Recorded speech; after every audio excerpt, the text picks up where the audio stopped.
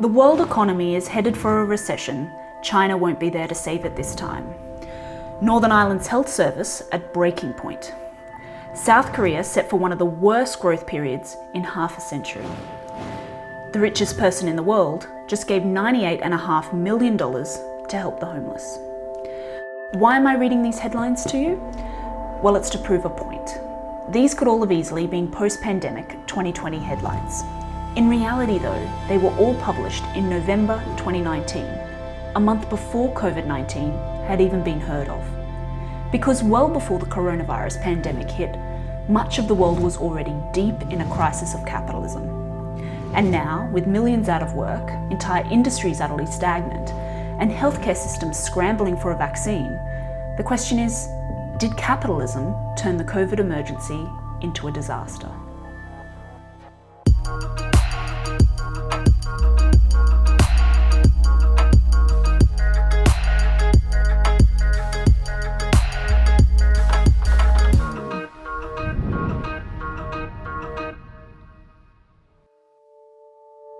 Capitalism. It's an ideology, an economic system, a political statement. But how has a system based on private ownership and the pursuit of profit serve the world in a time of crisis, when the situation demands we act not for individual gain, but collective benefit? Stay at home and protect lives. They've said test, test, test. Without preventive measures, there could be a spike in cases. All these cancellations are a way to flatten the curve. COVID-19 hasn't been like any other crisis. Job losses, healthcare struggles, a critical need for relief from the state have all struck segments of society that normally don't face these kinds of grave economic stresses. In short, all of a sudden through this pandemic, this once-in-a-century type of crisis, it's become evident to many that pre-COVID times were also a crisis of sorts. As entire countries went under lockdown earlier this year, I spoke with a group of people whose work has been all about dissecting and analysing capitalism. When people say they want to go back to normal, who can blame them? Because that sounds pretty good to me right now as well. But the thing about normality, as we think about it in terms of economics and politics, was it was actually pretty sick. A lot of the people right at the top of our society did pretty well out of that normality, even if it meant that other people didn't have a proper roof over their heads, even if it meant there wasn't enough food on the table to feed the parents and the kids got to eat but the mum went hungry. That was the kind of society that we lived in, and I'm talking to you from one of the richest societies in human history, and yet we didn't have the money to do that. In my opinion, capitalism is the pandemic. That is the root cause of so much of the suffering we're experiencing now. I mean, I want things to go back to normal. I want to be able to go to a cafe. I want to be able to see my friends. But I don't want things to go back to the normal that we've been living with for the last 40 years of wealth concentration, of exploitation of working people. That's the paradigm. That's the context that set the stage for our current calamity. This virus has intensified a spotlight on healthcare, what it costs, who gets access, and its ability to respond in a crisis. One system that runs shockingly counter to the needs of so many it's supposed to serve is the one in the United States. American healthcare is largely privatised and lacks pricing regulation, both key traits of a capitalist system. This means not only is every element of the healthcare system, from hospitals to drug manufacturers, owned and operated by the private sector, but those businesses are free to charge whatever they like. This makes staying healthy in the United States a scarily expensive proposition. There's a small percentage of the population, about 18%, that does get some state support for medical costs. But for the vast majority, private health insurance is the only recourse. They charge notoriously expensive premiums, making them unaffordable for many, and are filled with loopholes and gaps that mean even insured Americans can be left with hefty medical bills to pay. That's why before the pandemic, it was estimated that 87 million Americans were uninsured or underinsured, and medical bills were a leading cause of personal bankruptcy. You know, in the United States, people can't access healthcare because they can't afford health insurance. Even if they have insurance, they are buried in debt after the fact. What happens when something like the coronavirus hits a population that's indebted? You're devastating a population that has no savings, right? 40% of Americans before the crisis were reported to not be able to handle a $400 emergency. America's healthcare crisis has intensified during the pandemic. A tidal wave of layoffs have meant that as many as 27 million Americans have lost employer-provided health insurance. And without that cover, a hospital stay to treat COVID could cost as much as $73,000. This is despite a government plan announced in March to cover some COVID-related medical bills. The lack of coordination and the need for medical supplies to keep turning a profit has led hospitals into bidding wars over crucial supplies like PPE masks, tests, and medical equipment. Doctors and nurses warning that critical protective gear is running low. This is a hospital where the healthcare workers have taken to wearing garbage bags. It's like being on eBay with 50 other states bidding on a ventilator. The hospitals are run for profit, and so they don't have adequate staff, right? Because that would eat into revenue. They don't want to have extra medical supplies just languishing, not being used. So what we're going to see is a lot of people who are going to perish, not because of the virus per se, but because of the lack of access to adequate healthcare, the lack of access to protective gear. We're going to see people who don't seek treatment because they're afraid of not being able to pay for it. It's already been reported by emergency room doctors that people, their last words are literally, "But who's going to pay for this?" Coronaviruses aren't new. They've existed in humans since the 1960s, and they cause a range of different illnesses, from the common cold to more lethal varieties such as the outbreak of SARS in 2002 and MERS in 2012. In 2015, the World Health Organization even listed coronaviruses as being among the top possible causes of a major epidemic.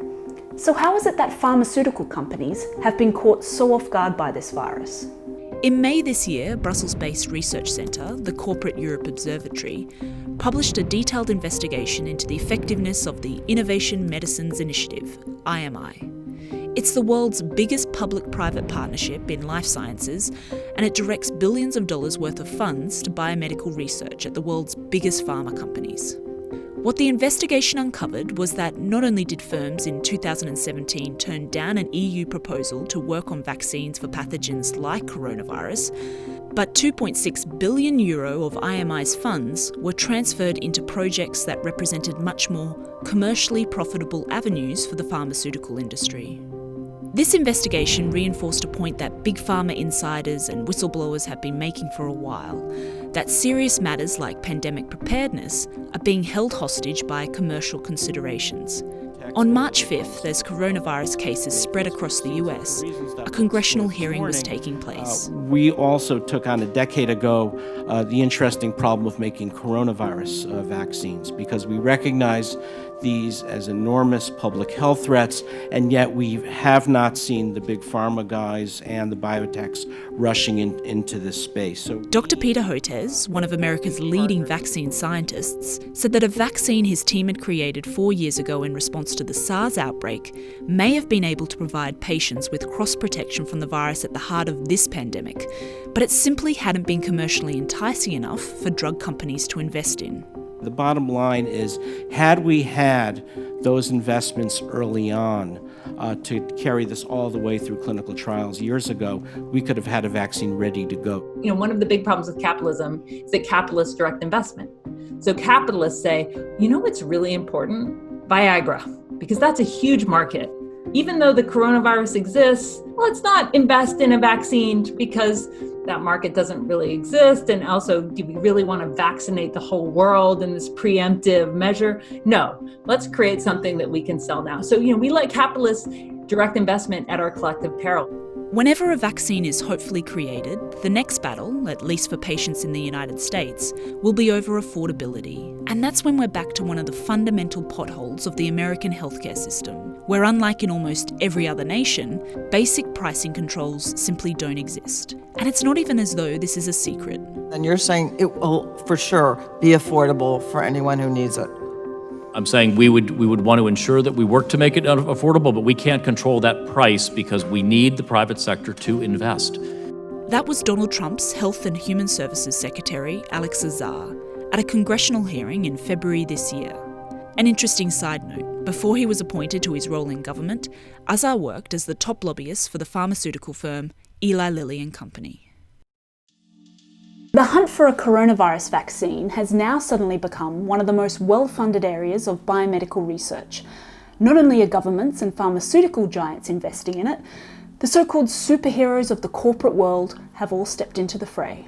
The CEO of Netflix is donating $30 million toward research for a coronavirus vaccine. Microsoft co-founder Bill Gates has continued the fight against coronavirus, investing billions of dollars on the construction of factories working to develop a COVID-19 vaccine. Some of the wealthiest people on Earth, founders and CEOs of mega corporations, are making headlines for donating to COVID causes through their own philanthropic organisations. But it's not just about the money. It's the perception that it comes with all the trappings of the corporate world: efficiency, returns on investment, streamlining of operations. All of this has transformed what was once simply charitable giving into something else: philanthrocapitalism. Lindsay McGooey has written about it extensively in her book No Such Thing as a Free Gift. I think we have to move past the headlines sometimes. Mr. Gates did talk about the need for mass testing at an earlier stage than some US officials, and that was a good scientific approach to take. But I really do question whether or not their efforts were anything more than a Band-Aid solution, because there was no evidence that they were really having much of a positive effect on the sort of really deteriorated and ramshackle approach that was underway in the US more generally. I think what we're applauding when we see a billionaire dipping into their own trouser pockets and handing over some cash is we're applauding the myth that capitalism works for everyone, that anyone could be that billionaire and be the ordinary guy who hands across the money. And that's not the case. Their billions are a collective creation, not their own individual creation. Every billionaire is a sign of capitalism's failure, because no one should have that amount of money when other people are sleeping on the streets or going without food. Inequality is one of the defining factors of capitalism. It's meant that the world's top 1% now hold close to 50% of global wealth. And so when the philanthropists among them contribute to causes, it's often only a mere sliver of their net worth. Jeff Bezos's $100 million donation to US food banks, for example, amounted to 0.07% of his estimated wealth. Mark Zuckerberg's $25 million donation, again, just 0.05% of his net worth. The point of all these numbers isn't that billionaires should be giving more. That's another discussion entirely. No, the point here is that philanthrocapitalism is too often used as a distraction from more meaningful, possibly more expensive, systemic changes. Rampant corporate tax avoidance, the suppression of minimum wage levels, reliance on state subsidies, precarious working conditions. I mean, the list of what actually needs to be addressed is long, and it can often get obscured by flashy headlines or news segments about billionaires and their generosity. You two stepped up, and you're providing $25 million. We didn't have the money to do that, and I just want to thank you too. This is not an accident, right? I mean, this is the product of a political strategy that's been going on for the last 40, 50 years, whereby taxes are slashed and private wealth accumulates. And what that private wealth does is it concentrates power, and that threatens democracy. So we have this really negative feedback loop where the more dysfunctional the state is, right, the less it's able to provide basic services, the less it's able to protect our public health, the more ammo there is for the corporate sector to say, hey, look, the state is inefficient, the state is incompetent. We, with all of our resources, can save the day. In a complex world looking for simple narratives, benevolent billionaires are great. They have name recognition, they appear heroic, and they've got the cash.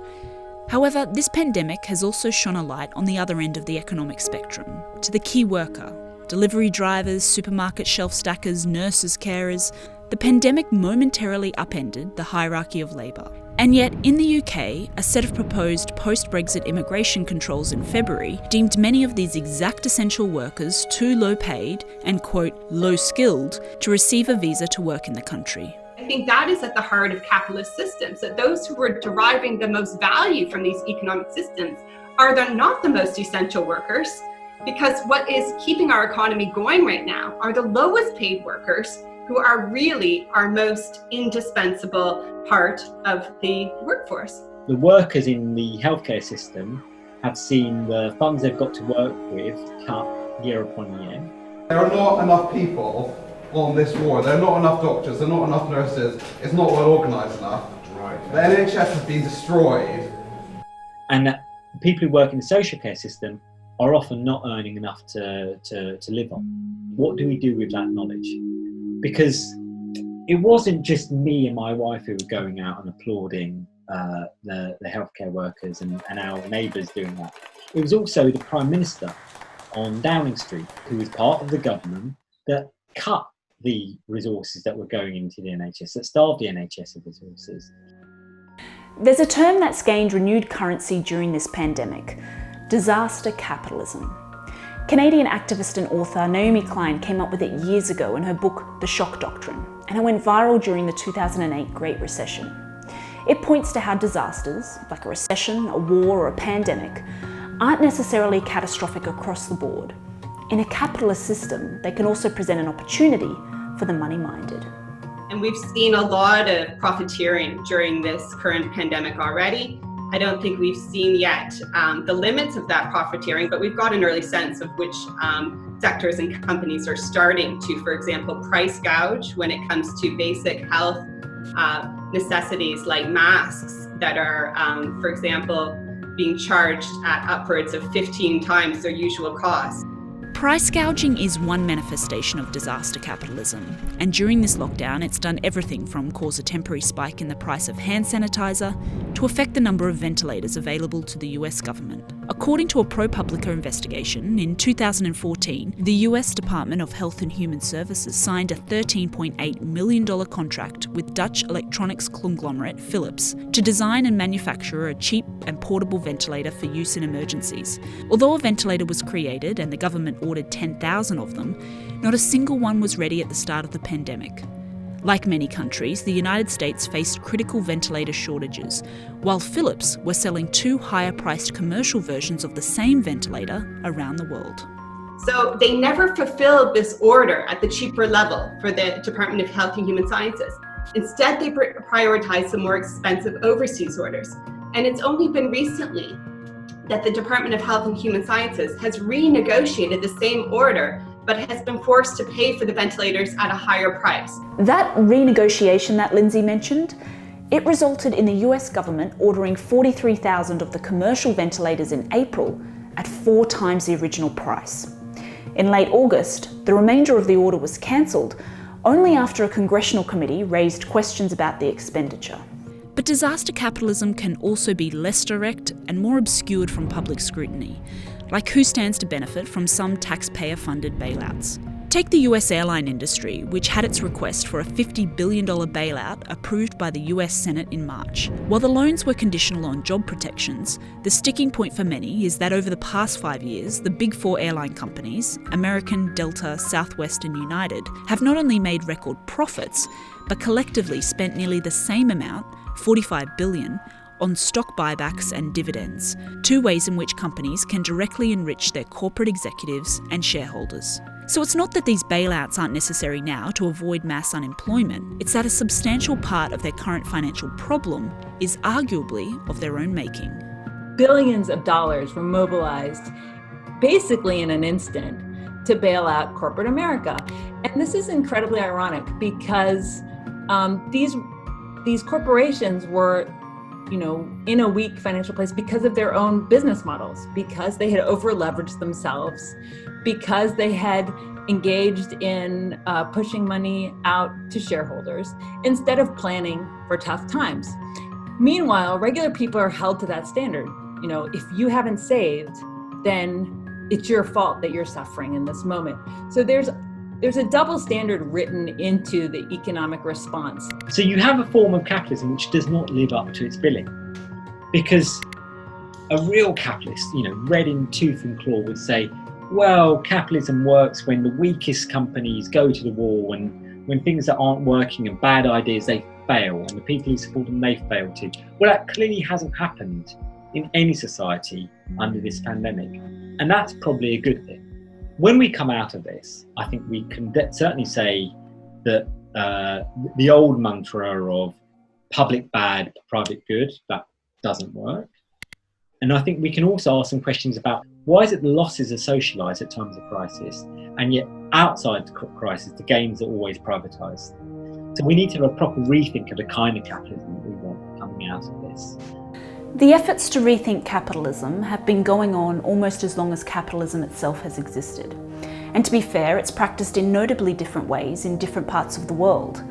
But one of the most toxic and recurring problems is that in too many cases, the system seems designed to favour a small, elite segment of the population. It's the idea we began with, that way before the crisis of this coronavirus, we were already grappling with the crisis of capitalism. We hear this phrase, that we need to save the economy or we need to keep businesses going. It makes sense. But I think we have to ask a deeper question, which is, well, what's an economy for? Look at something like GDP, gross domestic product. All that means is that there's more affluence, but it has nothing to do with distribution. It has nothing to do with the quality of people's lives. You can have enormously high GDP and have, record rates of homelessness and unemployment. So we have to deconstruct this idea of the economy and put people at the center. We are living in failed capitalist states at the moment, and that's been clear from the COVID crisis because the so-called wealthiest nations could not prepare their own companies or their own publics sufficiently to prevent avoidable deaths on a massive scale. Clearly, the wealth gains of the past sort of century have not been fairly shared. They've been hoarded by a few, while some people are left far more vulnerable by market processes than other people. The stuff that is really important, that is really a priority, is not the stuff that we were told beforehand. So it's clear that actually there is a merit for collective action, not individual action. It's also clear that there are some parts of the economy, some parts of society are just more important than others and shouldn't be taken for granted. Those are pretty basic things. You might call them the foundations of a civilised life, and they've been completely neglected in all of this attention that's been given to growth and to getting as much income into a country as possible without thinking too much about where that income went. I think we need to rethink the kind of capitalism we've got. I also think we need to rethink the kind of priorities we've got as a society and an economy. Thanks so much for watching the first episode of All Hail the Lockdown. This is a 5-part series looking at the complexities of our global response to COVID-19. We're going to be releasing a new episode every week, and we're covering a really diverse range of topics. So if you're interested in following along, you can use the hashtag AllHailTheLockdown.